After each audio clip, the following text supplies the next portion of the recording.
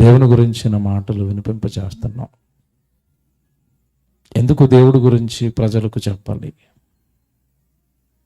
అసలు ప్రజలు ఎందుకు దేవుడి సన్నిధిలో కూర్చొని దేవుడి మాటలు వినాలి?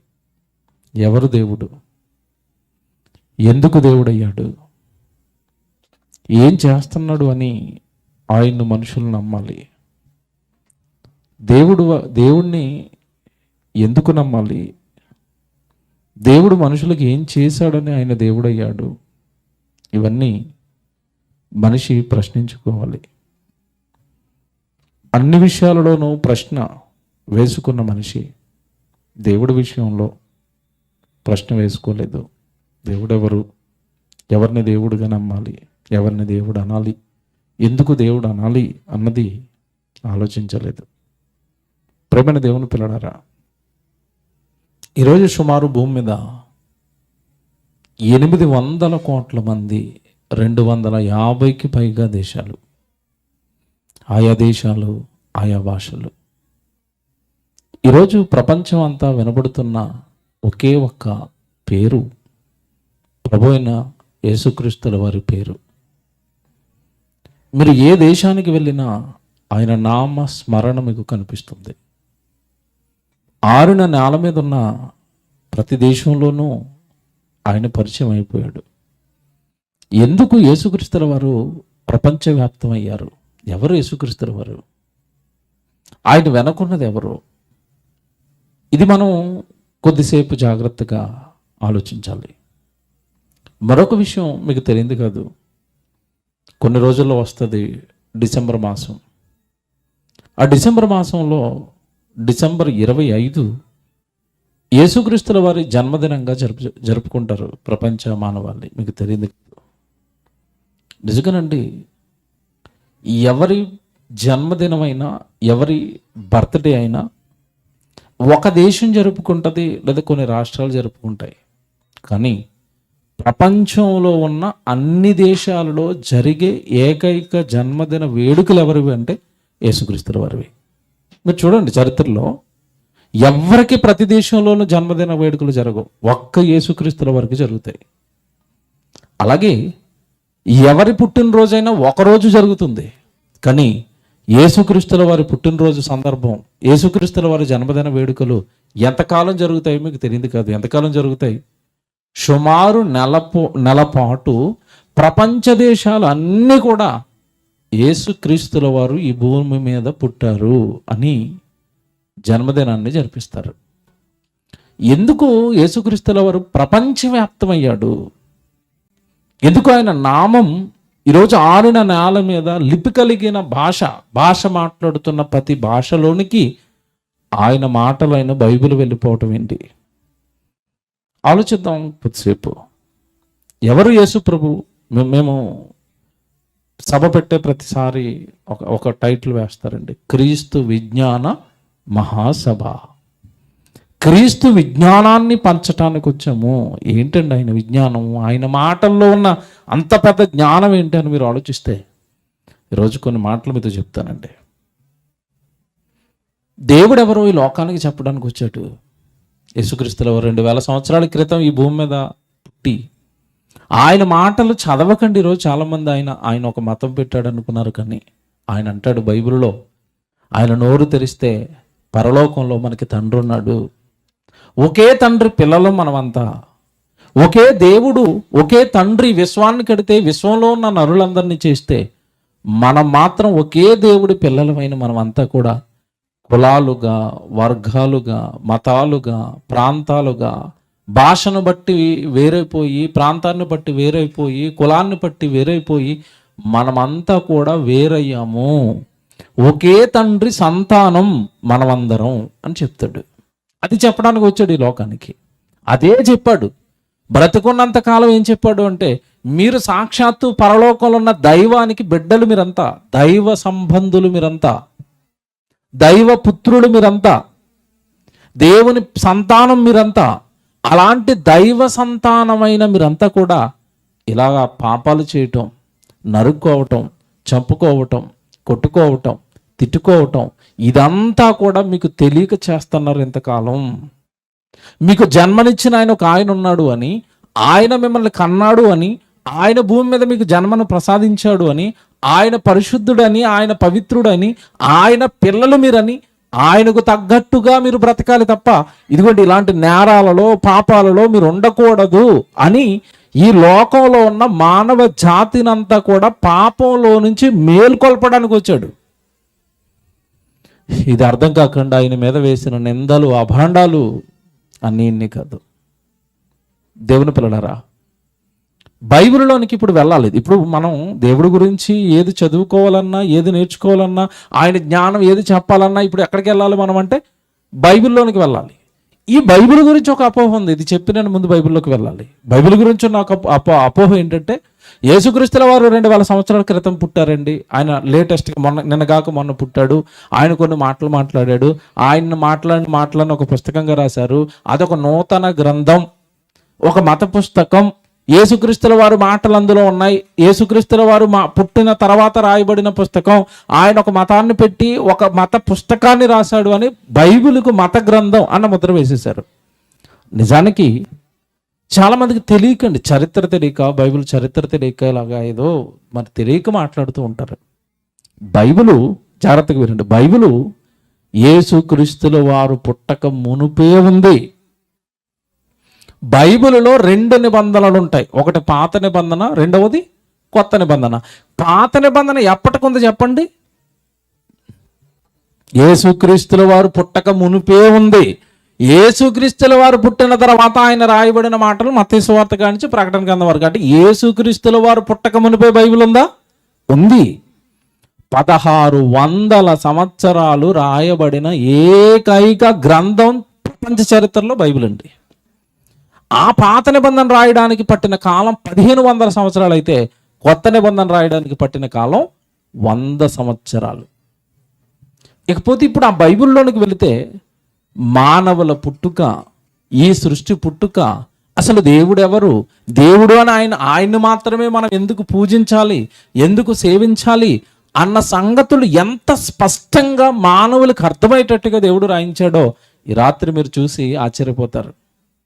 అసలు దేవుడు ఎవరు, దేవుడు అని ఎవరిని అనాలి అంటే ఒక మాట బైబిల్లో దేవుడు చెప్తాడు. ఇప్పుడు అతి పురాతన గ్రంథాన్ని మీరు ఓపెన్ చేసి చదువుతున్నారు. ఇప్పుడు క్రీస్తుకు పూర్వమే, క్రీస్తు యేసుక్రీస్తుల వారు పుట్టక మునుపే ఉన్న మాటలు ఇప్పుడు మనం చూస్తున్నాం. ఆయనకు ముందు చాలా మంది ప్రవక్తలు వచ్చారు, నీతిమంతులు వచ్చారు. వాళ్ళందరూ కూడా చాలా మాటలు బైబిల్లో రాయించారు. అందులో ఒక మాట చూద్దాం. యెషయా గ్రంథం 45వ అధ్యాయము 12వ వచనం. దయచేసి అందరూ బైబిల్ తెరచి చూడండి, చదువుకోండి, రాసుకోండి. విజ్ఞానపు మాటలు, మానవ మేధస్సుకు అంతుచిక్కని మాటలు, మనుషుల మాటలలో, ప్రపంచ మేధావులలో అంతుచిక్కని సంగతులు బైబిల్లో ఉంటాయి కనుక నిర్లక్ష్యం చేయక, అశ్రద్ధగా ఉండక రాసుకొని చదువుకోవడానికి ప్రయత్నం చేయండి. యెషయా గ్రంథం 45వ అధ్యాయం 12వ వచనం చదువుతున్నారు. భూమిని కలగజేసిన వాడును నేనే. ఆ మాట చూడండి, అలాగే చదవండి. భూమిని కలగజేసిన వాడను నేనే, నేనే, నేనే. ఎందుకన్నా తెలుసా ఎన్నిసార్లు ఈ మాట నేనే అనాలి అంటే చాలా ధైర్యం ఉండాలి. ఏమండి, ఇది మీకు అర్థమవుతుంది. ఉదాహరణ చెప్తాను. ఇక ఇప్పుడు రైట్ సైడ్లో నాకు ఒక ఇల్లు ఉంది కదా, ఈ ఇల్లు నాదే, ఈ ఇల్లు నేనే కట్టాను. మీలో ఎవరైనా చేయలేపండి? లేపుతారా? లేపరు. ఎందుకు లేపరు చెప్పాలి నాకు. కట్టలేదు కాబట్టి లేపలేరు. నేనే కట్టాను అని అనలేరు. అంటారా? అనలేరు. పోనీ ఈ ఇంటిని అంటారా? అనలేరు. కానీ ఏ ఇంటిని అంటారు? మీ ఇంటిని అంటారు. నేనే కట్టానండి, నా ఇల్లు అండి ఇది. Very good. అసలు చరిత్రలో, ఇప్పటికండి చరిత్రలో ఈ భూమండలం గురించి, ఈ భూమిని నేనే చేశాను అని మీతో ఎవరైనా చెప్పారా? మా తాతయ్య అండి, మా ముత్తాతయ్య మేము కొనుక్కున్న 7 ఎకరాలు మా ముత్తాత చేసి చచ్చిపోయాడు అంటండి అని మీకు ఎవరైనా చెప్పారా? చెప్పలేదండి. మీ తాత ముత్తాతలకు భూమి ఎవరి దగ్గర నుంచో కొనుక్కున్నారు తప్ప తాత ముత్తాతలు ఎవ్వరు కూడా ఈ భూమిని చెయ్యలేదండి. చేతి మార్పిడి జరిగింది ఒకరి నుంచి ఒకరికి, అంతే తప్ప చేసిన వారు ఎవరు లేరు. మీరు కొనుక్కున్నారు, పిత్రార్జితంగా మీకు వచ్చిందేమో తప్ప ఈ భూమిని నేను చేశానని ప్రపంచ చరిత్రలో, మానవ చరిత్రలో ఏ వ్యక్తి అయినా మీతో చెప్పాడా భూమిని నేను చేశాను అని చెప్పారా? నో. బైబిల్ ఎంత బాగా రాశాడంటే దేవుడు, బైబిల్ను రాయించిన విధానం కూడా ఎంత బాగుంటుందంటే చదివితేనంటే నిజంగా ఒళ్ళు పులకరించిపోతూ ఉంటుందండి. అర్థమైతే దేవుడు ఇప్పుడు అక్కడ చదువుకున్న మాటలో భూమిని కలగజేసిన వాడను నేనే, ఇదిగో ఈ భూమి నాదే, నేనే చేశాను. ఎందుకు చేశాను, ఎవరి కోసం చేశానంటే మీరుండడానికి చేశాను, మీరు నా పిల్లలు కనుక చేశాను. భూమిని చేసే విషయంలో ఎంత శ్రద్ధ నేను తీసుకున్నాను అంటే భూమినేమో ఒక వంతు పెట్టి ఈ భూమి మీద గుంతలు తవ్వి అందులో సముద్రాలను వేసి 3 వంతుల నీరు, 1 వంతు భూమి. చల్లగా ఉండాలి కదా మీకు. సెలయేర్లు పెట్టాను, కొండలు పెట్టాను, జంతువులను పెట్టాను, పక్షులను పెట్టాను, చెట్లను పెట్టాను, ఎన్నో రకాల జీవరాశులను పెట్టాను. మీకోసం ఈ భూమిని చేశాను. దేవుడు అనగానే సృష్టిని కలిగించిన వాడు, సృష్టికర్త దేవుడు. సృష్టిని కలిగించిన సృష్టికర్త ఈ సృష్టిని చేసిన తర్వాత ఈ సృష్టిని అనుభవించడానికి మానవులను చేశాడు. ఆయనే దేవుడు. ఇప్పుడు చెప్తాడు కిందకి వెళ్ళేసరికి మీరు జాగ్రత్త చదువుకుంటే అక్కడే ఇది ముందేమన్నాడు, భూమిని కలగజేసిన వాడును నేనే, దాని మీదనున్న నరులను నేనే కలగజేసి తిని. ఎంత బాగుంది చూడండి. ఒక పక్క సృష్టి గురించి క్లారిటీ ఇచ్చాడు, మరో పక్క ఎవరి గురించి క్లారిటీ ఇస్తున్నాడు, నరులు అన్నారు. అంతే తప్పండి. క్రైస్తవులను నేనే చేశానని బైబిల్లో లేదు. నేను క్రైస్తవులను మాత్రమే చేశానని బైబిల్లో లేదు. నేను ఎవరిని చేశానంటున్నాడు, నరులను చేశాను. నరరూపమెత్తిన ప్రతి ఒక్కరూ కూడా నా బిడ్డ, నా కుమారుడు, నా కుమార్తె, నేను చేశాను నరులను. అంటే ఈ నేలను చేసిన దేవుడు ఒక ఆయన ఉన్నాడు. ఈ నేల మీద, ఈ ఆరున నేల మీద ఉన్న ప్రపంచ దేశాలలో ఉన్న మనుషులందరినీ చేసిన ఆయన ఒక ఆయన ఉన్నాడు. ఆయన దేవుడు, ఆయన సృష్టికర్త, ఆయన సర్వమానవాళికి తండ్రి. ఆ తండ్రిని ఈ ప్రజలు, ఈ జనులు మర్చిపోతే ఆ తండ్రి గురించి పరిచయం చేయడానికి 2000 సంవత్సరాల క్రితం ఎవరు వచ్చారు? యేసు వచ్చాడు. వచ్చిన తర్వాత ఆయన ఏమంటున్నాడు చూడండి. దేవుడి గురించి ఆయన ఏమంటున్నాడో ఒక్కసారి యోహాను సువార్త 20వ అధ్యాయము 17వ వచనం మీరు చూడండి, ఎంత బాగుంటుందో. యోహాను సువార్త 20వ అధ్యాయము 17వ వచనంలో మీరు చూడండి. చనిపోయాడు, తిరిగి లేచాడు, పరలోకానికి వెళ్ళే ముందు అక్కడ కనబడిన స్త్రీతో మాట్లాడుతున్న మాట అండి ఇది. యేసు ఆమెతో, నేను ఇంకాను తండ్రి యొద్దకు ఎక్కిపోలేదు కనుక నన్ను ముట్టుకొనవద్దు. అయితే ఇదిగో నా సహోదరుల యొద్దకు నువ్వు వెళ్ళాలి. ఎవరిని సహోదరులు అంటున్నాడు తెలుసా? ఆయన వెనకండి ఆయన బ్రతుకుండగా తిరిగిన శిష్యులండి. ఆయన శిష్యులను నా సహోదరులు సహోదరులు సహోదరులు సహోదరులు అంటే ఏంటి చెప్పండి? తమ్ముళ్ళండి. ఇదిగో అమ్మా, నా తమ్ముళ్ళ దగ్గరికి వెళ్ళు, నా సహోదరుల యొద్దకు వెళ్ళు. వెళ్ళి ఏం చెప్పాలి? నా సహోదరుల యొద్దకు వెళ్ళి, ఇదిగో నా తండ్రియు మీ తండ్రియు, నా దేవుడు మీ దేవుడు. బా, ఏమని చెప్పాలట? నా తండ్రి మీ తండ్రి, నా దేవుడు మీ దేవుడు. ఎవరైనా? పరలోకమందున్న యెహోవా ఆయన, భూమి మీద ఉన్న సమస్త మానవులకు తండ్రి, చివరికి నాకు కూడా తండ్రి. నన్ను కన్నవాడు కూడా ఆయనే. ఆయనకి నేను జ్యేష్ఠ కుమారుణ్ణి.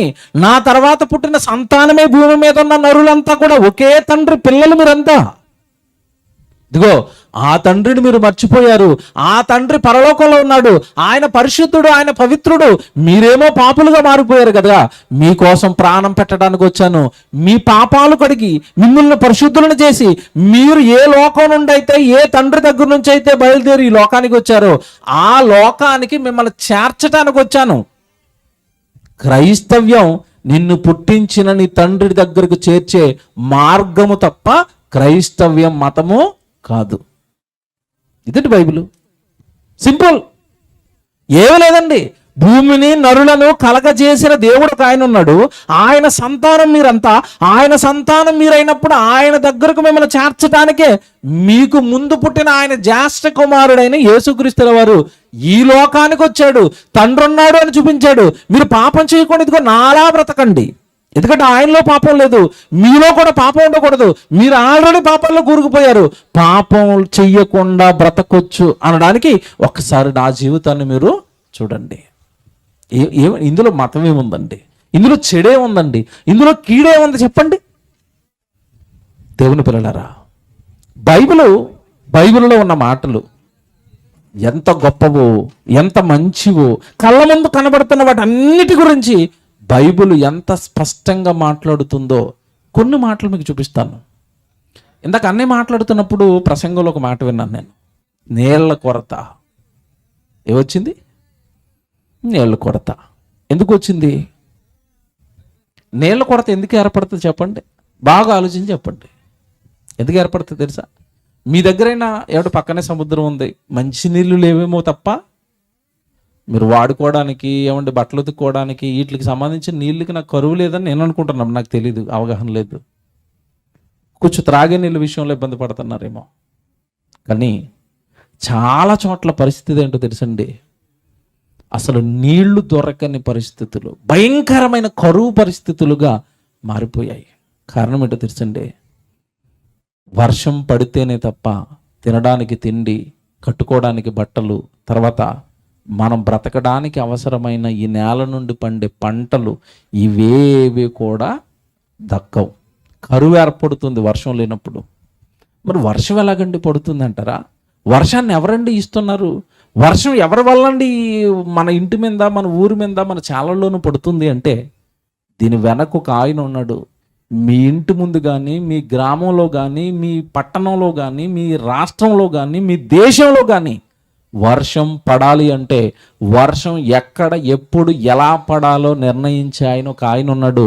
ఆయనను వేడుకొనని ఈ సమాజం వర్షపు కరువుతో, నీళ్ల కరువుతో, ఆహారపు కరువుతో అల్లాడిపోతున్నాయండి ప్రపంచ దేశాలు. మీకు తెలియదు కాదు, చాలా దేశాలు, ఆఫ్రికా ఖండాల్లో నుండి చాలా దేశాల్లో అసలు నీరు లేక, తినడానికి తిండి లేక అండి, మీరు వార్తల్లో వచ్చే మీరు చూసుంటారు. వాళ్ళు ఏం తింటున్నారో తెలుసండి?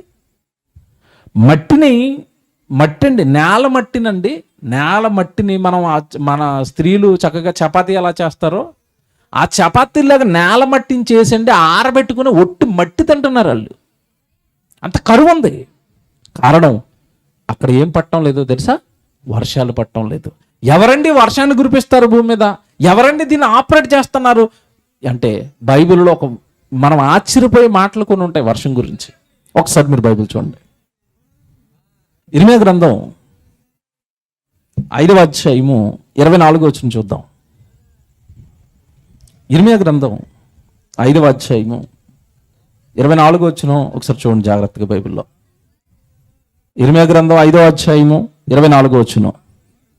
వారు రండి, మన దేవుడైన యెహోవా యందు భయభక్తులు కలిగి యుందుము, దేవుడిని నమ్ముదాం.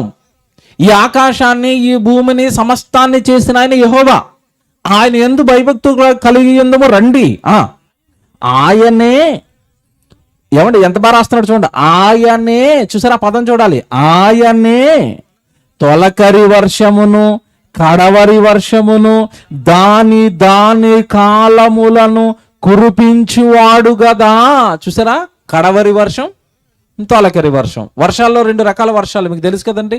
పంటలు వేయడానికి ముందు పడే వాన, పంటలు కరెక్ట్గా మనకి అందొస్తున్నాయన్న టైంలో పడవలసిన వాన. 2 రకాల వానలు ఉంటాయి. ఈ 2 రకాల వాన దేని క్రమంలో అది పడాలి? ముందు పంటలకు ముందు ఒక వాన పడితే చక్కగా విత్తనాలు వేస్తారు, మొలకొస్తాయి. అవి కాస్త మొలకొచ్చిన తర్వాత మొలిచిన మొలకలు బలంగా పైకి ఎదగడానికి మరొక వాన పడాలి. కడవరి వాన, తొలకరి వాన. కరెక్ట్గా టైం టు టైం అయి పడలేదు అనుకోండి, పంట ఏమవుతుంది చెప్పండి? నాశనం అయిపోతుంది. చాలా సందర్భాల్లో వర్షాలు ఎప్పుడు పడుతున్నాయంటే వరేశారు, ఇంకా కరెక్ట్గా ఒక 4 రోజుల్లో కోసేస్తారన్న టైంలో తుఫాను పడుతుంది, వర్షాలు కొడుతున్నాయి. ఏమంటే ఇలా నుంచున్న వరి పంట అంతా వెళ్ళి అక్కడ పడుకుంటుంది, నేలల్లో, భూమి మీద పడుకుంటుంది. పంట చేతికి రాక పండిన పంట అంతా అలాగ నష్టమైపోతుంటే ఎవరు కూడా దీన్ని ఆలోచించడం లేదండి. ఎందుకంటే వర్షం ఇలా పడింది, ఎందుకంటే మా పంట నాశనం అయింది, అసలు దీన్ని ఆపరేట్ చేస్తుంది ఎవరు? వర్షాన్ని.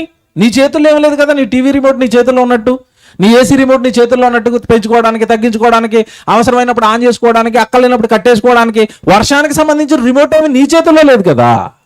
ఎవరేస్తున్నారు దాన్ని? దేవుడు కదా.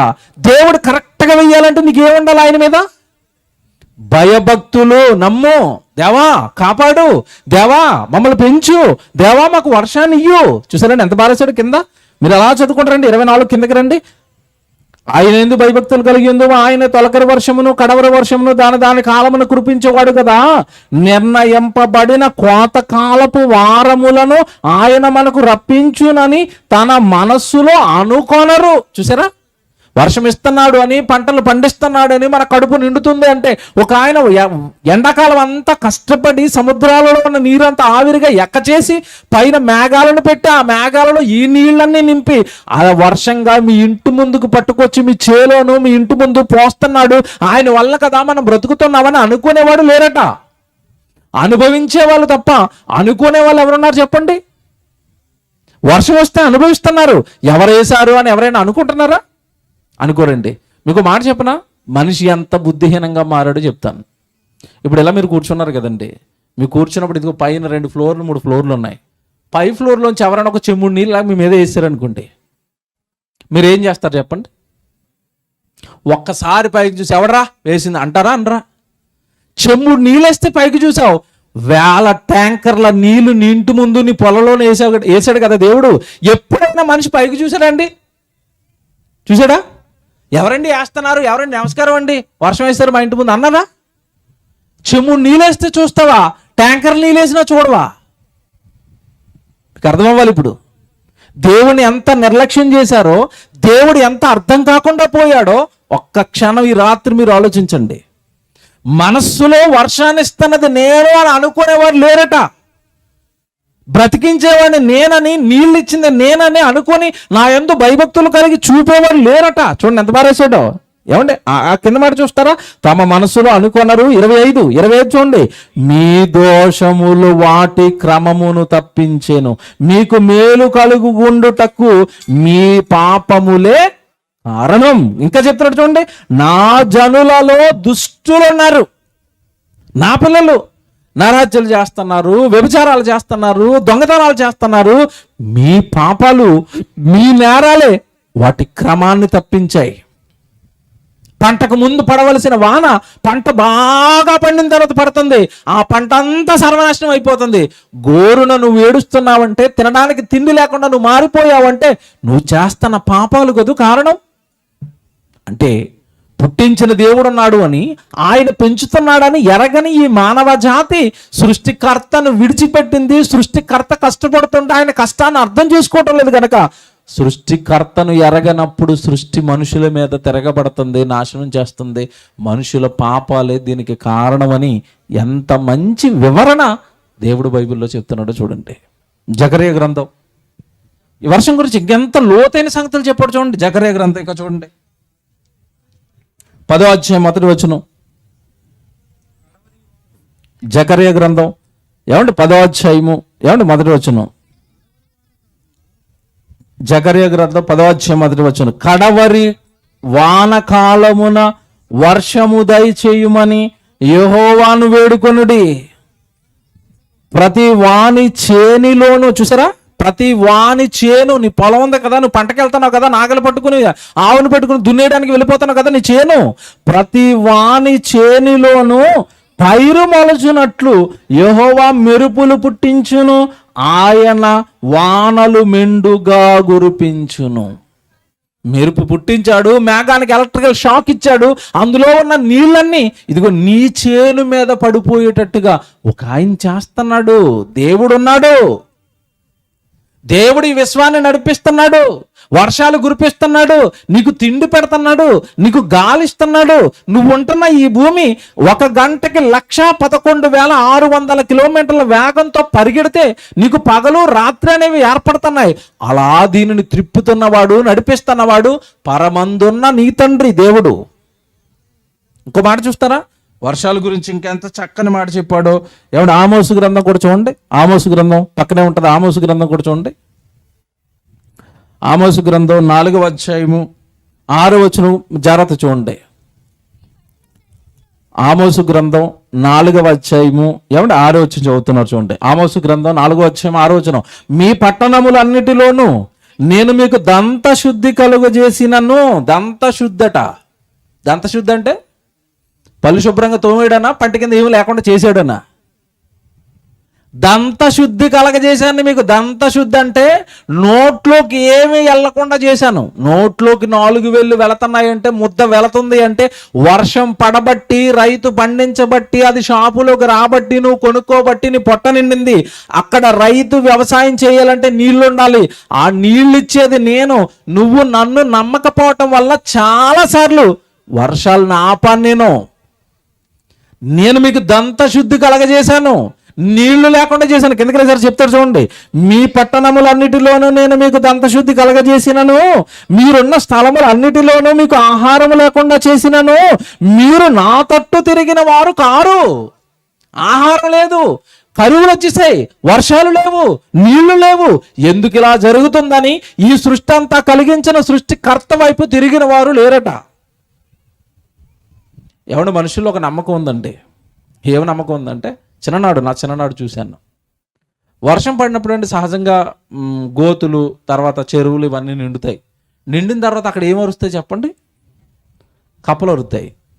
చాలామంది ఏమనుకున్నారో తెలుసండి, కప్పలు అరుస్తున్నాయి గనక వర్షం వచ్చింది అనుకుని నా చిన్ననాడు మా గ్రామంలో ఏం చేసేవారు తెలుసండి, 1 సంవత్సరం 2 సంవత్సరాలు వర్షాలు పట్టలేదు అనుకోండి, అక్కడెక్కడ తవ్వుతేనండి అక్కడెక్కడ గోతుల్లోనూ ఏమైనా పెంటల్లోనూ కప్పలు కనబడేవి. ఆ కప్పలన్నింటినీ పళ్ళులో పెట్టుకుని నెత్తి మీద ఊరేకుంటూ ఊరంతా తిరిగేవారు. కప్పలను ఊరేగిస్తే వర్షం పడుతుందని. కప్ప కూస్తే వర్షం వచ్చిందా, వర్షం పడితే ఆ చేలోకి కప్ప వచ్చిందా? చూసారండి, కనీసం లాజిక్ లేకుండా చేశారు పని. కప్పలను ఊరేగించారు వర్షం కోసం. కప్పలను కాదయ్యా ఊరేగించవలసింది. ప్రార్థన చెయ్యయ్యా, ప్రార్థన చేయి. దేవా, తప్పు చేశాను, నన్ను పుట్టించింది మీరు, ఇంతకాలం నన్ను పెంచింది మీరు, మిమ్మల్ని విడిచిపెట్టి నేను పాపాలు చేశాను, నేరాలు చేసేసాను, మీకు ఇష్టం లేని బ్రతికేశాను, నన్ను క్షమించండి, కొంచెం వర్షం ఇవ్వండి, కొంచెం మా మీద జాలి చూపండి. మా పిల్లలు ఆహారం లేక ఆకలితో అల్లాడిపోతున్నారు, మా ఊరు అల్లాడిపోతుంది దేవా అని ఒక్కసారి ఆయన వైపు ఆయన పిల్లలు తిరిగితేనండి, దేవుడు చాలా ప్రేమమయుడండి, చాలా మంచి మనసు కలిగిన వాడు. అంత మంచి మనసు కలిగిన తండ్రి వైపు తిరిగి, తండ్రి వాన అంటే ఇవ్వడండి. బైబిల్ చరిత్రలో మీకు ఏలియా గురించి తెలుసు. ఏం చేశాడు? 3.5 సంవత్సరాలు వర్షం పడకూడదని ఒక దేశాన్ని శపిస్తే ఆ దేశం ఏమైపోయింది చెప్పండి? కరువుతో విలయతాండవం చేసింది. యెజబెలు, ఆహాజు రాజుగా ఉన్నారు, ఇశ్రాయేలును పరిపాలిస్తున్నారు. ఆ రోజు వాళ్ళు చేస్తున్న పాపపు కార్యాలను చూసి దైవ ప్రవక్త శాసించాడు సృష్టిని, తండ్రి కొంచెం వీళ్ళకి బుద్ధి రావాలి అంటే 3.5 సంవత్సరాలు ఏం పడకూడదు, వర్షం పడలేదు, దేశం అంతా కరువు వచ్చింది, అల్లాడిపోయింది. అప్పుడు కానండి ఆ దేశానికి బుద్ధి రాలేదు. అంటే సృష్టికర్తను మర్చిపోయింది చూడండి లోకం, పెంచుతున్న ఆయన్ని మర్చిపోయింది చూడండి లోకం. కిందకి వెళ్ళేసరికి అంటాడు, నేను మీకు ఆహారం లేకుండా దంతశుద్ధి కలగజేశాను అన్నాడు కదా. మీరు అలా కిందకి 7వ వచనం చూడండి ఒకసారి. 7వ వచనం, మరియు కోతకాలమునందు 3 నెలలు వాన లేకుండా చేసి తిని, ఒక పట్టణము మీద కురిపించి మరి ఒక పట్టణము మీద కురిపింపకపోతిని. ఎంత బాగా చెప్పాడు చూడండి. ఒక పట్టణం మీద పడిందంట, పక్క పట్టణం మీద లేదంట. అప్పుడప్పుడు చూడండి కాకినాడలో వాన పడుతుంది, ఆ పక్కనే ఉన్న యానం మీద వాన ఉండదు. మీరు చూడండి, ఇక్కడ వాన పడుతుంది, పక్కన ఉన్న అన్నవరంలో వాన ఉండదు. ఇక్కడ వాన పడుతుంది, అమలాపురం అంతా ఎండ కాస్తూ ఉంటుంది. ఎందుకు? ఒక చోట పడుతుంది, ఒక చోట పట్టడం లేదంటే దీన్ని ఆపరేట్ చేస్తున్నాడు ఒక ఆయన. మీరండి ఈ మన రాష్ట్ర చరిత్రలో, ఆంధ్రప్రదేశ్ రాష్ట్ర చరిత్రలోనండి మీరు ఎప్పుడు చూడండి, వర్షాకాలం అయిపోయిన తర్వాత అండి వర్షపాతం ఏ జిల్లాలో ఎక్కువ పడింది అని లెక్కలు వేస్తారండి. లెక్కలు వేసిన తర్వాత మీరు ఎప్పుడు చూడండి, మన తెలుగు రాష్ట్రాల్లో ఒక జిల్లా ఉందండి. ఏ జిల్లా తెలుసా? అనంతపురం. ఎప్పుడు తక్కువ వర్షపాతమే నమోదవుతుంది అక్కడ. అసలు వర్షాలే పడవు అక్కడ, అసలు వర్షాలే ఉండవండి ఆ జిల్లా మీద. ఎందుకో మరి అక్కడ అన్న మనుషులు నచ్చటం లేదు, అక్కడ పాపాలు జరుగుతున్నాయి, మనకేం తెలియదు కదా, తెలియని మాట్లాడకూడదు కదండి. వర్షపాతం అయితే అక్కడ చాలా తక్కువ అండి. ఎందుకు ఇలా జరుగుతుంది? ఇక్కడ చూడండి ఎంత బాగా చెప్తున్నాడు దేవుడు. మనకి తెలియదు, మనకు తెలియనివన్నీ బైబిల్లో ఉంటున్నాయి. చూడండి, ఎందుకు రాష్ట్రం ఎండిపోతుంది, ఎందుకు జిల్లా ఎండిపోతుంది, ఎందుకు పట్టణం ఎండిపోతుంది అంటే ఇప్పుడు చెప్తాడు. కిందకి వెళ్ళేసరికి ఒక చోట ఒక పట్టణం మీద వేశాను, మరి ఒక పట్టణం మీద నేను పోయలేదు, కురిపించకపోతేని. ఒక చోట వర్షము కురిసేను, వర్షము లేని చోటు ఎండిపోయాను. 2-3 పట్టణముల వారు, చూసారండి ఇక్కడ జాగ్రత్త చూడండి, 2-3 పట్టణముల వారు నీళ్లు త్రాగుటకు ఒక పట్టణమునకే పోగా అచ్చట నీరు వారికి చాలకపోయెను, అయినను మీరు నా తట్టు తిరిగిన వారు. చూసారా, వర్షాలు లేక కరువులు వచ్చి 3-2 పట్టణాలు కలిసి ఒకే చోటకి వెళ్ళి నీళ్లు నీళ్లు నీళ్లు అని నీళ్లు లేక అల్లాడిపోతున్నా నీళ్ళిచ్చే దేవుని వైపు తిరగటం లేదట. ఏం బైబిల్ అండి, ఏం దేవుడండి. కళ్ళ ముందు జరుగుతున్న ప్రతి దానిని ఎంత స్పష్టంగా చెప్తున్నాడో చూడండి. మన ప్రాంతం బాగుందా, మనం చక్కగా ఆహారం తింటున్నామా, ఇది ఎవరు దయో తెలుసండి. అపోస్తలుల కార్యాలు 14:17 చూడండి. ఈ ఆహారము, ఈ ఆనందము, ఈ సంతోషము మనకి ఎలా వస్తుందో, ఎవరి వలన దక్కుతుందో ఎంత స్పష్టంగా ఒక మాట రాశాడు చూడండి. అపోస్తలుల కార్యాలు 14:17 మీరు చూడండి. అపోస్తలుల కార్యాలు 14:17 అయినను ఆకాశము నుండి మీకు వర్షమును ఫలవంతములైన ఋతువులను దయచేయొచ్చు, ఆహారమును అనుగ్రహించుచు, ఉల్లాసముతో మీ హృదయములను నింపుచు, మేలు చేయుట చేత తన్ను గూర్చి సాక్ష్యము లేకుండా చేయలేదని బిగ్గరగా చెప్పిరి.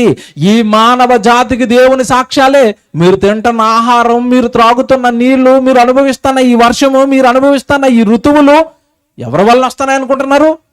వర్షాకాలం వచ్చింది, శీతాకాలం వచ్చింది, ఎండాకాలం వచ్చింది, ఋతువులు మారిపోతున్నాయే, మీరు చక్కగా భూమి మీద చక్కగా బ్రతుకుతున్నారే, దీనంతటికి కారణం ఒక ఆయన దయ. ఇదంతా ఆయన వలన మీరు బ్రతుకుచున్నారట. ఎంత బాగా చెప్పాడండి. 17 మళ్ళా చదువుతున్నాను చూడండి. అయినను ఆకాశము నుండి మీకు వర్షమును, అది ఉంటేనే అన్నిటికీ జరుగుతాయి, అది ఉండాలి ముందు. ఆకాశము నుండి మీకు వర్షమును, తర్వాత ఫలవంతములైన ఋతువులను దయచేయచు, ఆహారమును అనుగ్రహించుచు, ఉల్లాసముతో మీ హృదయములను. ఎవడ ఆహారం తిన్నప్పుడే కదండి హృదయం ఎలాగుంటుంది, ఎలాగుంటుందండి? నాకు తెలిసి మీకు సముద్రం దగ్గర బాగా మీరు ఎక్కువ ఏం తింటారు చెప్పండి? చేప ఏమంటే పడగానే, మంచి వంజరం కానీ, ఏమంటే మీకు గోదావరి ప్రాంతానికి వెళ్ళిపోతే పులస కానీ పడిందా, వండారా, తినేటప్పుడు ఎలాగుంటుంది చెప్పండి?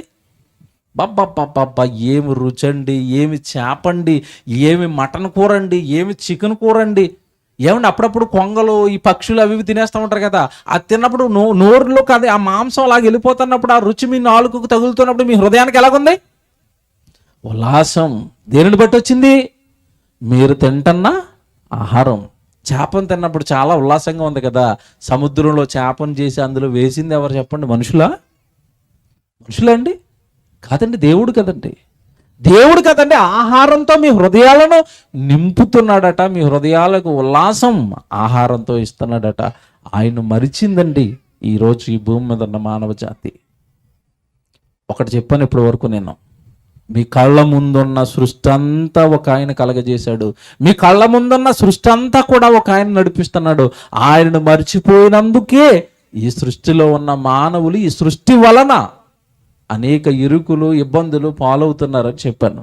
ఇకపోతే ఈ సృష్టిలో పుట్టిన చక్కటి ఏమండి, ఈ సృష్టిలో దేనికి లేని భాగ్యం ఏమండి, జ్ఞానము, బుద్ధి అన్నీ సంపాదించుకున్నది ఎవరంటే నరుడొక్కడే. నరుడు మాట్లాడతాడు. ఈ సృష్టిలో ఉన్న దేనికైనా మాట ఉందండి? మనం మాట్లాడినట్టుగా మానవ స్వరం దేనికైనా ఉందా? లేదు. మనకున్నంత బుద్ధి, మనకున్న జ్ఞానం ఈ భూమి మీద ఉన్న ఏ జీవికైనా ఉందా? లేదండి.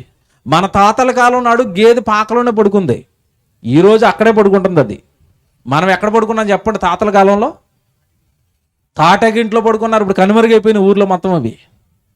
తాటగింట్లో పడుకున్న మీరు ఈరోజు ఎక్కడ, ఏ ఇంట్లో పడుకున్నారు చెప్పండి? ఇదిగో 4 ఫ్లోర్లు వేసి కింద ఫ్లోర్లో ఏసీ పెట్టుకుని పడుకున్నారు. గేది అక్కడే ఉంది, అది అక్కడే ఉంటుంది. అది మీ తరం అయిపోయిన తర్వాత మీ కొడుకు తరమైనా మీ మనవడి తరమైనా అక్కడే ఉంటుంది. అది కారణం ఏంటి? నువ్వు మేళ్ళ కడుతున్నావు, అది ఎందుకు కట్టడంలో చెప్పండి? నీకు బుద్ధి ఇచ్చాడు, నీకు జ్ఞానం ఇచ్చాడు, నీకు వివేచన ఇచ్చాడు, నీకు ఆలోచన ఇచ్చాడు.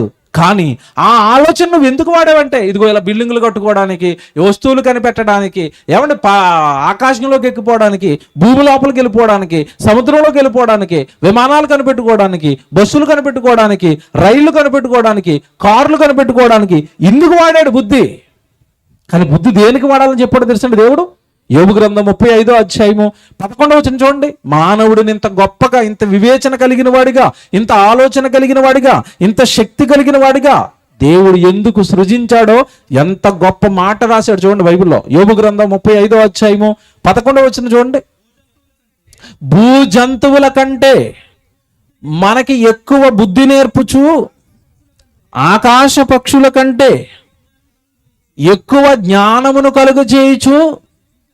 చూడండి అక్కడ ఎంత పారేశాడో. ఎందుకు ఇచ్చాడట ఈ బుద్ధి, ఎందుకు ఇచ్చాడట ఈ జ్ఞానం? నన్ను సృజించిన వాడు, నన్ను సృజించిన దేవుడు ఎక్కడ ఉన్నాడా అని కనుగొనువాడు, వెతుకువాడు ఎవడునూ లేడు. ఇచ్చిన జ్ఞానాన్ని ఇదిగో మేడలు కట్టుకోవడానికి, ఇచ్చిన జ్ఞానాన్ని ఇదిగో వస్తువులు కనిపెట్టడానికి, ఇచ్చిన జ్ఞానాన్ని ఈ లోకాన్ని అనుభవించడానికే వాడాడు తప్ప నాకెందుకండి ఇంత జ్ఞానం ఉంది, నేనెందుకండి ఇంత తెలుగుగా ఆలోచిస్తున్నాను, జంతువులు ఎందుకంటే అలా ఉండిపోయాయి అంటే, నన్నెవరో ఇంత జ్ఞానిగా చేశాడు, నాకెవరో బుద్ధి ఇచ్చారు, నాకెవరో తెలివిచ్చారు, నాకెవరో ఆలోచన ఇచ్చారు, ఆయన ఎవరు అని కనుగొని వారు ఎవరునూ లేరట. పుట్టించింది ఎవరు? నాకింత అందమైన జీవితాన్ని ఇచ్చింది ఎవరు? మా కుటుంబాన్ని కట్టింది ఎవరు? మా కుటుంబంలో గర్భఫలాలుగా బిడ్డలు మా చేతుల్లో పెట్టింది ఎవరు? అసలు ఎవరండి దీన్ని వెనక్కున్నదని నరుడు ఆలోచించటం లేదట. నరుడికి అసలు దేవుడిపై ఇలాంటి ఆలోచనలే లేవట. తినడానికి, త్రాగడానికి, ఈ లోకాన్ని అనుభవించడానికి మనిషి బ్రతుకుతున్నాడు తప్పండి తన దేహం ఎవరు కట్టారన్న ఆలోచనలు లేనివాడిగా మారిపోయాడు. అందుకే దేవుడు బైబిల్లో ఒక ప్రశ్న ఇస్తున్నాడు మనిషిని. ఒక ప్రశ్న వేశాడు బైబిల్లో దేవుడు. నిర్గమకాండం 4వ అధ్యాయము 10వ వచనం. ఒక ప్రశ్న అండి, మానవ జాతి మొత్తానికి దేవుడు వేస్తున్న ఒక ప్రశ్న. చూడండి అక్కడ ఏముందో. నిర్గమకాండం 4వ అధ్యాయము 10వ వచనం చూడండి.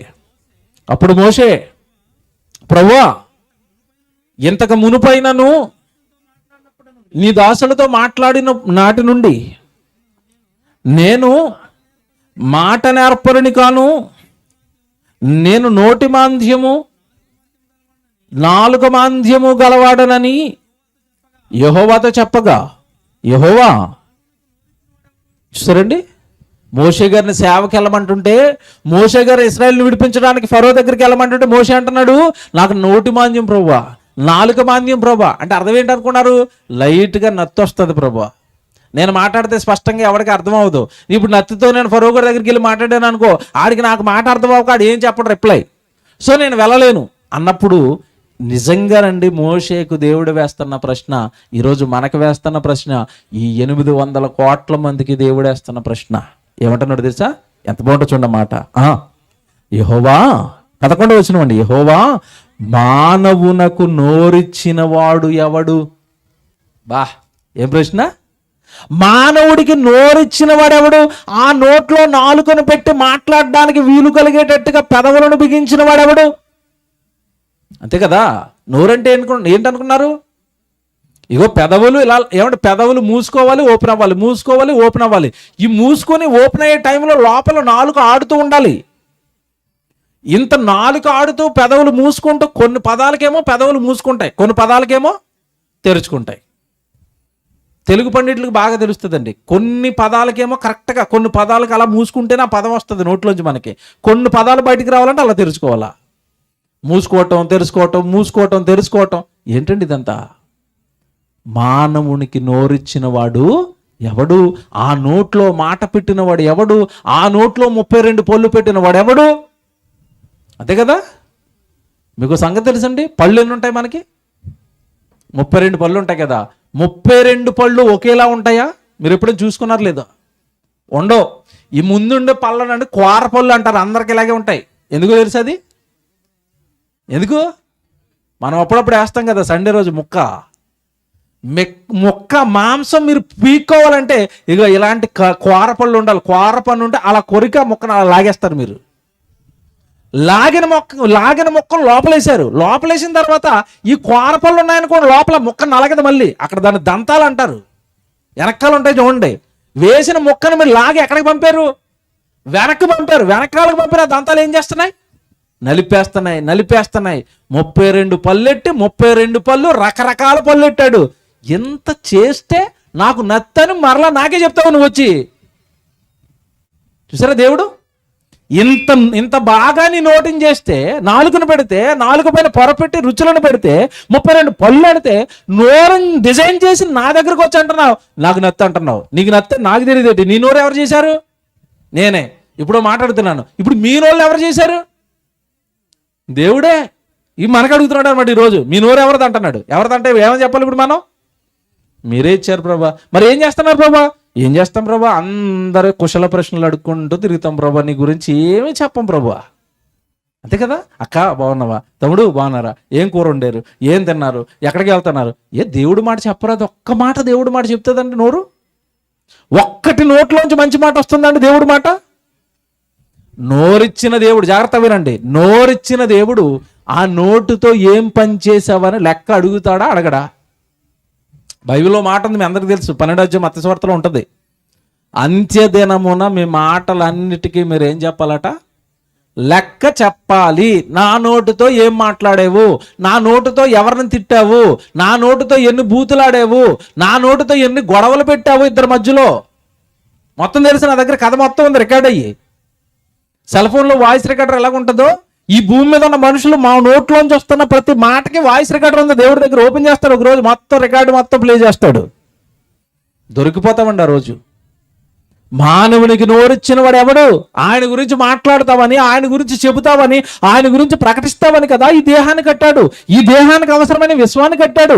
నీ శరీరాన్ని పెంచి పోషించడానికి అవసరమైన వర్షాన్ని, ఋతువులను నీ కోసం దేవుడు దయచేస్తున్నప్పుడు నువ్వేం చేస్తున్నావు భూమి మీద?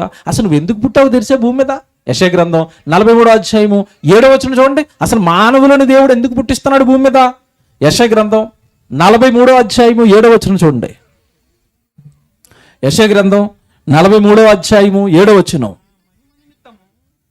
నా మహిమ నిమిత్తము నేను సృజించను. ఇదిగో నా మహిమ నిమిత్తము భూమి మీదకు వెళ్ళి నన్ను మహిమపరుస్తారని, నా మహిమ నిమిత్తము నేను సృజించిన వారిని అన్నాడు. అంటే తల్లి గర్భంలో నీకు నోరును బిగించిన, తల్లి గర్భంలో నీకు కాళ్ళు బిగించిన, తల్లి గర్భంలో నీకు దేహాన్ని కట్టిన దేవుడు ఆయన్ను మహిమపరుస్తావని పుట్టించాడు. ఆయన కోసం చెబుతావని పుట్టించాడు. ఆయన పనిలో ఉంటావని పుట్టించాడు. నీ దేహంతో దేవుడికి మహిమ తెస్తావని పుట్టించాడు. దేవుడి గురించి బాగా ఆలోచించండి. నోరు చేసింది ఆయనే, కళ్ళు చేసింది ఆయనే, కాళ్ళు చేసింది ఆయనే, చేతులు చేసింది ఆయనే. నీ దేహంలో ఉన్న ప్రతి అవయవాన్ని తల్లి గర్భంలో చేసింది ఎవరు చెప్పండి? దేవుడు. ఒక్క నోరే అనుకుంటున్నారా? కాదండి.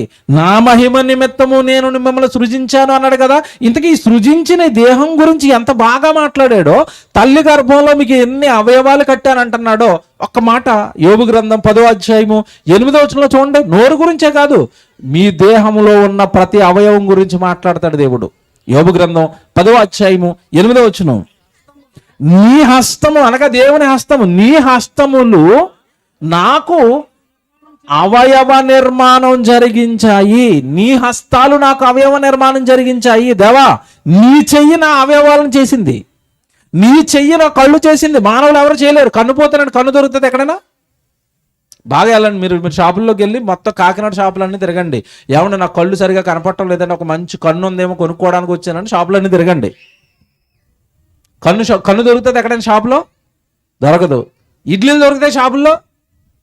దొరుకుతాయా? ఇప్పుడు వెళ్ళినా కూడా ఇడ్లీలు దొరుకుతాయి మీకు. ఇడ్లీలు దొరికే షాపులు ఉన్నాయి కదా, కిడ్నీలు దొరికే షాపులు ఉన్నాయా? ఇడ్లీలు అడిగినప్పుడు పక్కన ఏమన్నా కిడ్నీలు ఎక్కడ అమ్ముతారని అడగండి. దొరుకుతాయి ఎక్కడన్నా? దొరకవు. తినే వస్తువులు దొరుకుతాయి, ఏమన్నా ఇంట్లో వాడుకునే వస్తువులు దొరుకుతాయి. నీ అవయవంలో ఏ అవయవం పోయినా ఎక్కడైనా దొరుకుతుందా? దొరకదు. ఎందుకు దొరకదు? ఇక్కడ బైబిల్ చూడండి. ఇప్పుడు నీ హస్తములు నాకు తల్లి గర్భములో అవయవ నిర్మాణం చేశాయి. దేవుడు కట్టాడు గనుక, దేవుడు కట్టిన ఈ దేహంలో ఉన్న ఏ అవయవం పాడైపోయినా భూమి మీద మనుషులు ఎవ్వరు దాన్ని చేయలేరు. రక్తం పోయింది అనుకోండి, మన యాక్సిడెంట్ అయ్యి ఒంట్లోంచి రక్తం పోతే మీరు ఎక్కడైనా, ఇప్పటికీ శాస్త్రం డెవలప్ అయిపోయింది, వైద్య శాస్త్రం డెవలప్ అయిపోయింది. రక్తాన్ని ఏమైనా తయారు చేసి ట్యాంకులు రక్తాన్ని ఏమైనా ఫిల్టర్ చేసి పెట్టారా? ఎవరికి రక్తం పోయినా మన ట్యాంకు నిండా రక్తం ఎక్కిచ్చేస్తామంటున్నారు ఏంటి? రక్తం పోయి యాక్సిడెంట్ అయిపోయి నీ బాధలో నువ్వు ఉంటే డాక్టర్ అమ్మ వచ్చి నెమ్మదిగా చెవిలో చెప్తుంది ఏమని, రక్తం ఎక్కించాలండి, ఇలా బంధువులు ఎవరినైనా పిలవండి. నీ దగ్గర లేదా? లేదు. ఎందుకు లేదు? మనుష్యులు దానిని తయారు చేయలేరు. రక్తం వరకు వద్దండి. నెత్తి మీద వెంట్రుకలు ఉంటాయి కదా, చాలామంది ఊడిపోయి బోడిగుండలు అయిపోతాయి పాపం. బట్టతల, ఆ బట్టతలతో తిరగలేకండి చాలామంది ఏం చేస్తారో తెలుసండి, విగ్గు పెట్టుకుంటారు. ఇంతకీ విగ్గు తయారు చేశాడు కదా, విగ్గు తయారు చేసిన అతనేమైనా ఫ్యాక్టరీ పెట్టి కంపెనీలో వెంట్రుకలు తయారు చేశారు అనుకున్నాడా? ఎక్కడ అనుకున్నారా విగ్గులు? అప్పుడప్పుడు ఆడపిల్లడు భక్తి ఎక్కువైపోయింది, వెంట్రుకలు ఇచ్చేస్తారు దేవుడికి. ఇంత పొడుగుంటాయి కదా అలా వెంట్రుకలు, వాటిలో విగ్గుల కింద తయారు చేస్తారు. మళ్ళీ ఎవ్వరు పుట్టించలేరు. అంటే చివరికి నెత్తి మీద ఊడిపోయిన ఒక వెంట్రుకను కూడా మనిషి తన జ్ఞానాన్ని ఉపయోగించి చేయలేడు. ఎంత బాగా రాశారండి బైబిల్లో. ఇప్పుడు చూడండి, నీ హస్తములు నాకు అవయవ నిర్మాణము జరిగించాయి. తర్వాత చదవండి ఎంత బాగుంటుంది అక్కడ. నన్ను రూపించి ఉన్నను, నీవు నన్ను మింగివేయుచున్నావు. జగట మన్నుగానున్నా నన్ను నీవు నిర్మించితివి. 10వ వచనానికి వెళ్ళిపోండి డైరెక్ట్ కింద. 10వ వచనం, ఒకడు పాలు పోసినట్లు నీవు నన్ను పోసితివి కదా, జున్నుగడ్డ ఒకడు పేరబెట్టినట్లుగా ఇదిగో రక్తపు ముద్దగా ఉన్న నన్ను ఈ 3.5 కేజీల దేహం అయిందంటే పాలును జున్నుగడ్డ తల్లి ఎలా చేస్తుందో అలా నా తల్లి గర్భంలో రక్తపు ముద్దైన నన్ను ఒక గట్టి శరీరంగా నువ్వు కదా పేరబెట్టావు. కింద చూడండి, ఇంకా పేరబెట్టితివి కదా. ఏమంటే పేరబెట్టిన నన్ను ఏ అవయవాలు చేశాడో చెప్తున్నాడు. చర్మముతోనూ మాంసముతోనూ. ఏమంటే చర్మం వేరు మాంసం వేరా? చర్మముతోనూ మాంసముతోనూ అన్నాడు కదా. చర్మం వేరు మాంసం వేరా? చర్మం అంటే ఇదిగో పైన ఉన్నది, మాంసం అంటే లోపల ఉంటుంది. ఇది మీకు అర్థం అవ్వదు. చికెన్ షాప్ దగ్గరికి వెళ్ళిన తర్వాత చికెన్ షాప్ 2 బోర్డులు పెడతాడు, స్కిన్ లెస్ అంటాడు. అంటే అర్థం ఏంటి? చర్మం తోలుతో తినేస్తావా, తోలు లేకుండా తినేస్తావా అని. స్కిన్ లెస్ అన్నావు అనుకోండి, ఏం తీసేస్తాడు? పై చర్మం అంతా తీసేసాడు, స్కిన్ లెస్ ఇచ్చాడు. అదే చెప్తున్నాడు దేవుడు. నీకు ఒక తోలు ఉంది, నీకు ఒక చర్మం ఉంది, దీనికి ఒక రంగు ఉంది. అంతే కదండి. చాలామంది కాస్త ఎర్రగా ఉన్నారనుకోండి, అద్దం ముందు నిలబడి వాళ్ళ అందాన్ని చూసి పొంగిపోయి, ఇంకా వాళ్ళకి ఏమంటే కాస్త అందహీనంగా ఉన్న వాళ్ళు, కాస్త బాగోని వాళ్ళని ఏదో ఒక చిన్న చూపండి, నేను అందంగా ఉన్నాను. పొరపాటున అందంగా ఉన్న అమ్మాయి ఇంకా ఎవడైనా ఒకసారి ఇలా చూసాడంటే చాలండి, ఇంకంతే. ఈవిడ కళల ప్రపంచంలోకి వెళ్ళిపోయి ఇదిగో నా అందానికి వాడు పడిపోయాడు, నా అందానికి మా కాలనీ అంతా పడిపోయింది, నా అందం ఎక్కడది? ఎవరేశారా రంగు? ఎవరిచ్చారా రూపం? దేవుడు కదండి. ఇదిగో చర్మముతోనూ మాంసముతోనూ నీవు నన్ను కప్పితివి, ఎముకలతోనూ నరములతోనూ నన్ను సంధించావు. ఎంత బాగా చెప్తున్నాడు చూడండి. ఎముకలట, నరాలట, మాంసమట, చర్మమట, ఊపిరితిత్తులట. ఇంకా కీర్తన గ్రంథం మీరు చదివేసరికి 139వ కీర్తన అంతర ఇంద్రియములు అంటాడు. అక్కడ మీకు తెలియదు కదా, వచ్చిన చాలాసార్లు చదువుకున్నారు. అంటే నరరూపాన్ని చేసింది దేవుడు, నరులను తల్లి గర్భంలో నిర్మిస్తున్నది దేవుడు, నరుడికి అవసరమైన ఈ విశ్వాన్ని చేసి నడిపిస్తున్నది, వర్షాలతో ఆహారాలతో పెంచి పోషిస్తున్నది కూడా ఎవరిప్పుడు? దేవుడు. ఆ దేవుడు ఏం కోరుకున్నాడు చెప్పండి. ఇంత ముందు వచ్చి చదువుకున్నారు కదా. ఏం కోరుకుంటున్నాడు? మీరు భూమి మీద బ్రతికినంతకాలం ఇదంతా నేను చేశాను గనుక మీరు నన్ను ఏం చేయాలి? మహిమపరచండి, నన్ను నమ్మండి, మీ వెనక నేను ఇంత కష్టపడుతున్నానని నా కష్టాన్ని గుర్తించండి అన్నాడు. కానీ ఈరోజండి దేవుడికి భయపడే వాళ్ళు ఉన్నారా? దేవుడిని నమ్మే వాళ్ళు ఉన్నారా? దేవుడికి లోబడి జీవించే వాళ్ళు ఉన్నారా? దేవుడిలా బ్రతకాలండి, పరిశుద్ధంగా పవిత్రంగా, ఆయన పిల్లలం కదా మేమని ఆలోచించే వాళ్ళు ఉన్నారా? లేరు. మరి ఏం చేస్తున్నారు తెలుసా? ఎంతటి నీచమైన భయంకరమైన పాపపు కార్యక్రమాలు దేవుడు కట్టిన దేహంతో మనుషులు జరిగిస్తున్నారో ఆ జాబితా రాశాడు బైబిల్లో దేవుడు. నిజంగానండి ఈరోజు ప్రస్తుతం ఉన్న ఈ సొసైటీని మనం చూస్తున్నప్పుడు నిజమేనండి, దేవుడు చెప్పినట్టుగానే ఈ మానవ జాతి ఎంత భయంకరమైన పాపాలకు ఒడిగడుతుందని మనం చూస్తాం. ఎహెజ్కేలు గ్రంథం ముగిస్తాను ఇక 22వ అధ్యాయం మీరు చూడండి, 8వ వచనం నుంచి చూద్దాం.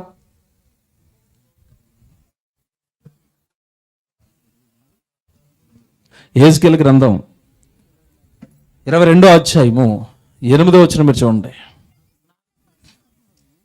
నాకు ప్రతిష్ఠితములగు వస్తువులను నీవు తృణీకరించుచున్నావు, నా విశ్రాంతి దినములను నీవు అపవిత్రపరచుచున్నావు.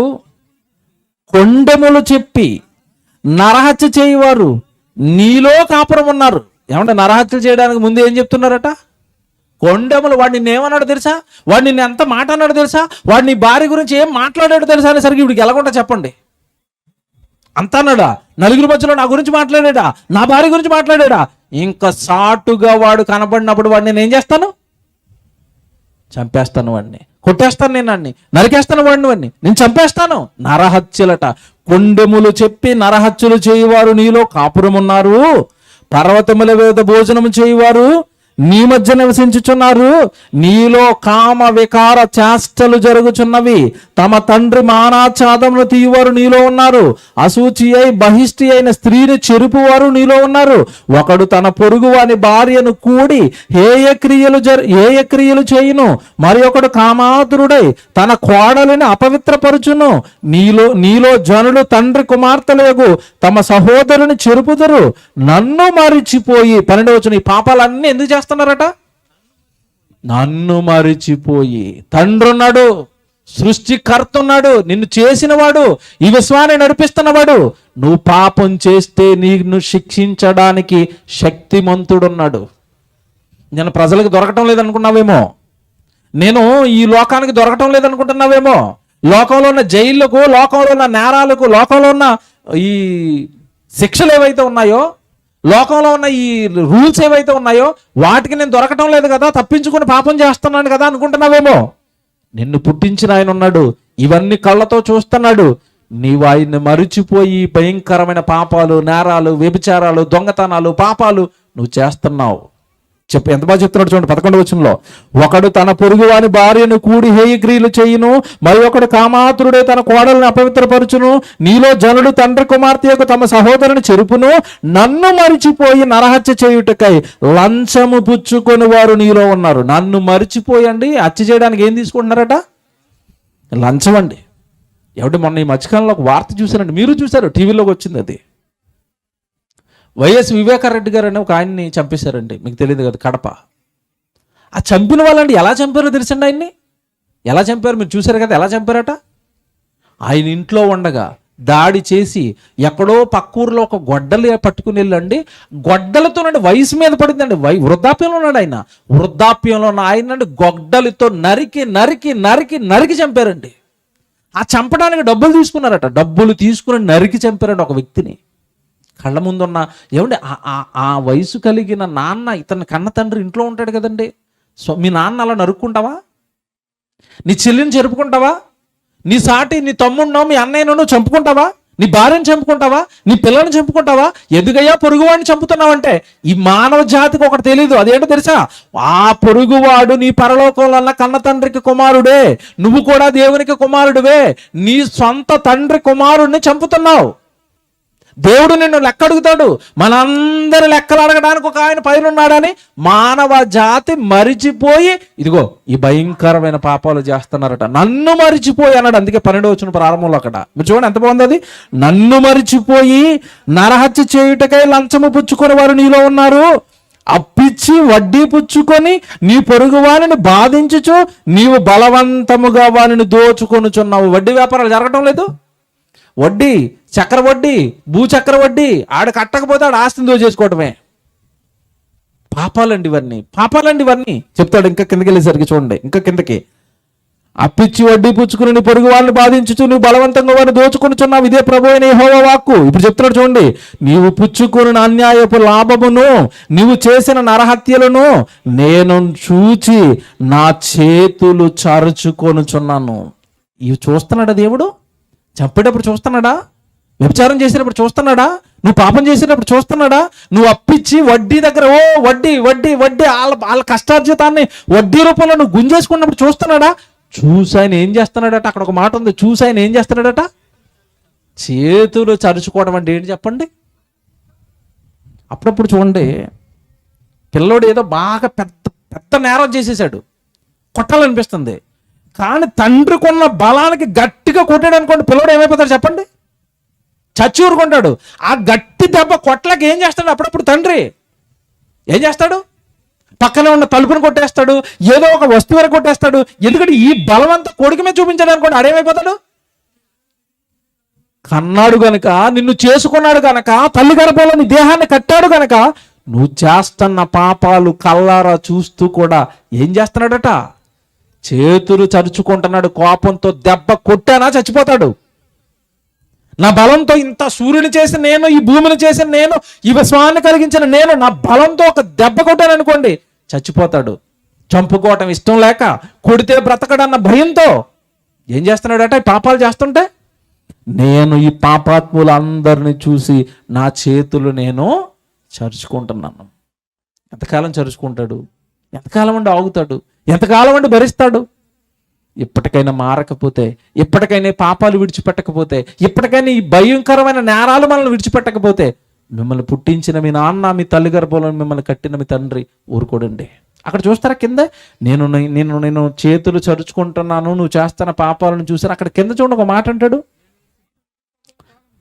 నేను నీకు శిక్ష విధింపబోవు కాలమున. అంటే అర్థం ఏంటంటే, నువ్వు నేరాలు చేస్తున్నా, పాపాలు చేస్తున్నా, మారతాడులే అని నాకు కోపం వస్తున్నా, నా చేతులు చరుచుకొని ఇదిగో సభ పెడతాను, సభలో కూర్చోబెడతాను, సభలో చెప్పిస్తాను, ఆరాధనలో చెప్పిస్తాను, సువార్తలో చెప్పిస్తాను, నా వాక్యం చెప్పిస్తాను. మారకపోతాడా? నా వైపు తిరగకపోతాడానని శిక్ష విధించడానికి దేవుడు కాలాన్ని ఇస్తున్నాడట. మారు మారు మారు మారు దేవుని వైపు తిరుగు, నీ పాపాలు మానేయి.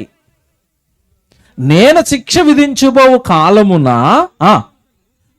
ఓర్చుకొనుటకు చాలినంత ధైర్యము నీకుందా? నేను శిక్ష విధిస్తే తట్టుకునేంత కెపాసిటీ, క్యాపబిలిటీ, శక్తి, బలం నీకుందా? ఉందా? సహిస్తారండి? దేవుడు కొడితే సహించగలరండి?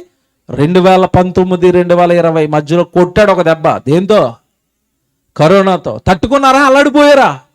అల్లాడిపోయి ఎవరింట్లో వాళ్ళు దాక్కుపోయి డాక్టర్ల చేతులు ఎత్తేసి, గవర్నమెంట్ల చేతులు ఎత్తేసి, దేవా దేవా దేవా దేవా. కొడితే దేవుడి దెబ్బ అలా ఉంటుంది. 100 సంవత్సరాలకు ఒకసారి కొడుతున్నాడట. ఎందుకంటే పేట్రేగిపోతున్నారు కదా పాపాలతో. పోని కొట్టాడు, చచ్చారు, ఇప్పుడైనా మనుషులు మారారంటే, ఎవడ కరోనా వచ్చింది, కొద్ది కాలం భయంతో ఉన్నారు, కొద్ది కాలం ఎవరింట్లో వాళ్ళు ఉన్నారు, అంతేనండి. కాస్త రోగం అలా తగ్గింది, మరలా ఎవరి నరహత్యలు అలవి, ఎవరి పాపాలు అలవి, ఎవరి వ్యభిచారాలు అలవి. చూసారా? దీనికి ఒకటేనండి సొల్యూషను. ప్రభుని పంపించాడు లోకానికి, పరిశుద్ధమైన జీవితాన్ని కళ్ళ ముందు పెట్టాడు. ఆయనలో బ్రతుకుతారా? పరలోకాన్ని చూస్తారు. ఆయనలో బ్రతుకుతారా? మరణం తర్వాత నిత్యాగ్ని దండనను మీరు తప్పించుకుంటారు. లేదా దేవుడు ఏం చేయటం లేదు కదా, నేను ఎలా బ్రతికితే అడిగేవాడు ఎవడున్నాడని మీ ఇష్ట ప్రకారం పరలోకంలో ఉన్న కన్నతండ్రిని బాధపెట్టి ఈ శరీరంతో ఇదిగో ఇలాంటి భయంకరమైన పాపాలు గనక చేస్తూ ఉండిపోతే, దేవుడి వైపు మళ్ళకపోతే, దేవుడి సన్నిధిలోనికి వెళ్ళకపోతే, అక్కడ మీరు ప్రార్థనలు చేసుకోకపోతే, మీ జీవితాన్ని మార్చుకోకపోతే, మీ కుటుంబంలో ఉన్న మీ పిల్లలను మీరు బాగు చేసుకోకపోతే, దేవుడు శిక్షించబోయే కాలం ఉంది. అదే మరణం తర్వాత మిమ్మల్ని పట్టుకుని నిత్యాగ్ని దండనలో మనల్ని యుగాలు కాలిపోవడానికి మనల్ని వేస్తాడు. అది తప్పించడానికి 2000 సంవత్సరాల క్రితం యేసుక్రీస్తుల వారి లోకానికి వచ్చాడు. పాపులను రక్షించుటకు క్రీస్తు యేసు లోకములోనికి వచ్చాడు. పుట్టాడని నువ్వు భ్రమపడ్డావు ఇంతకాలం కాదు, వచ్చాడు ఆయన. నిన్ను రక్షించడానికి వచ్చాడు, నీ పాపాలు మాన్పించడానికి వచ్చాడు. అంతకు పూర్వమే నువ్వు చేసిన పాపాలన్నిటినీ కూడా ఆయన శిలువ రక్తంతో కడిగేయడానికి వచ్చాడు. ప్రభు వైపు మళ్ళండి, నేరం ఉండదండి. ప్రభులోనికి వస్తే కోపాలు ఉండవు, ప్రభులోనికి వస్తే పంతాలు ఉండవు, ప్రభులోనికి వస్తే కక్షలు ఉండవు, ప్రభులోనికి వస్తే పగలుండవు, ప్రభులోనికి వస్తే వాళ్ళు వీళ్ళు అన్న భావన ఉండదండి. నేను ఎక్కడో పుట్టానండి, ఎక్కడో హైదరాబాద్, ఇగో 4-5 రోజులుగా కాకినాడ పరిసర ప్రాంతాల్లో తిరుగుతున్నాను. నా వాళ్ళు అంటున్నాను, ఎందుకో తెలుసండి, అంతా ఒకే తండ్రి పిల్లలు, ఎవరెవరింట్లోనో ఉంటున్నాను, ఎవరెవరి దగ్గర తింటున్నాను, ఎవరెవరితోనో తిరుగుతున్నాను, నాకు తెలియని వారితో ఎందుకు తిరుగుతున్నాను తెలుసండి. వీళ్ళంతా వీఆర్ వన్, ఒకే ఫ్యామిలీ, ఒకే కుటుంబం. మన తండ్రి పరలోకంలో ఉన్న దేవుడు, ఆయన పిల్లలు మనమంతా. అందుకే నోరారా అన్నయ్య అని పిలుస్తాం, నోరారా తమ్ముడు అని పిలుస్తాం. ఈ బంధం మాకు ఏర్పడింది ఇదిగో పరలోకంలో ఉన్న కన్న తండ్రిని బట్టి ఏర్పడిన ఆత్మ బంధం ఇది. పగలుండవు, అన్ని ప్రేమలు, అంతా ఒకటేనన్న భావన, దేవుడి కొరకు బ్రతకాలన్న ఆశ, పాపం చేయడానికి భయం, ఈ లోకంలో ఉన్నవాడు బ్రతుకుతున్నట్టుగా ఏదో నేరాలు చేయడానికి భయం, బూతులు మాట్లాడడానికి భయం, పాపపు మాటలు మాట్లాడడానికి భయం.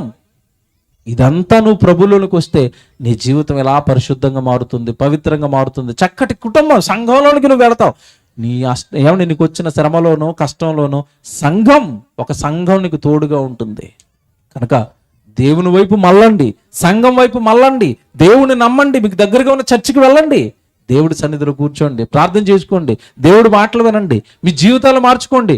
మీ నాన్న పరలోకంలో ఉన్న కన్న తండ్రి నరులారా తిరిగి రండని మీకోసం ఎదురు చూస్తున్నాడు. ఎదురు చూస్తున్న మీ తండ్రిని మన ప్రభు అయిన యేసుక్రీస్తుల వారి ద్వారా మీరు చేరుకోండి.